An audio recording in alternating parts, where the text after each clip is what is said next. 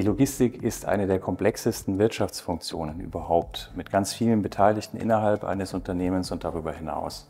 Die Beteiligten entlang von Supply Chains kennen sich nicht und vertrauen sich auch nicht notwendigerweise. Und deswegen ist es gerade wichtig für Digitalisierungsprojekte, das Silo-Denken innerhalb von Unternehmen abzuschaffen und entlang von Supply Chains zumindest bis zu einem gewissen Grad Vertrauen und Transparenz herzustellen. Die Technologie dafür haben wir heute in Händen. Nur den Hebel, um solche Digitalisierungsprojekte zu starten, den vermissen viele Unternehmen.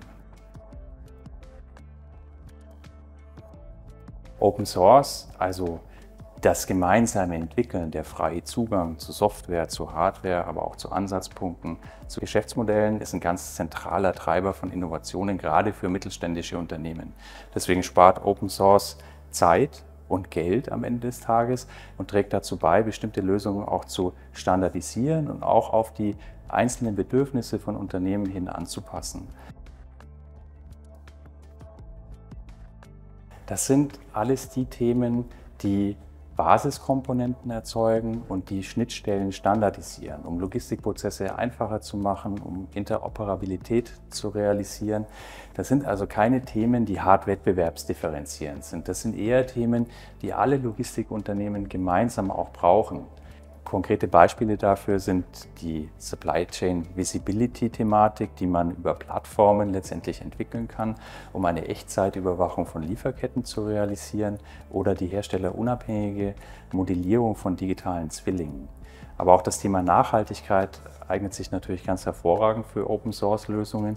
Ich denke beispielsweise an einen digitalen Produktpass, der mehr und mehr auch von EU-Seite gefordert wird, aber auch an Proof of Green für Wasserstoffproduktion entlang von einer unternehmensübergreifenden Nachführung und Nachweisbarkeit von entsprechenden Kreislaufprozessen.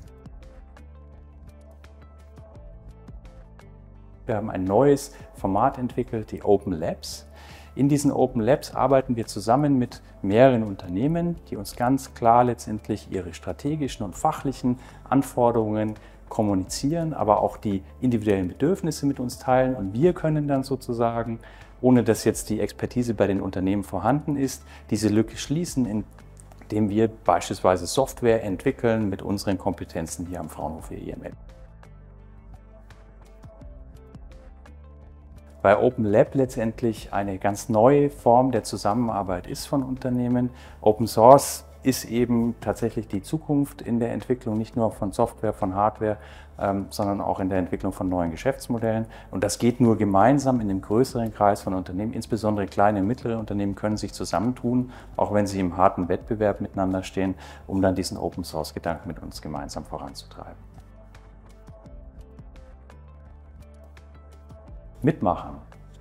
Direkt einsteigen in die Open Lab Themen, die wir jetzt anbieten. Wir haben viele Informationen auf unserer Homepage zusammengestellt. Wir haben Detailunterlagen. Wir kommen gerne auch vorbei, um das Thema zu diskutieren.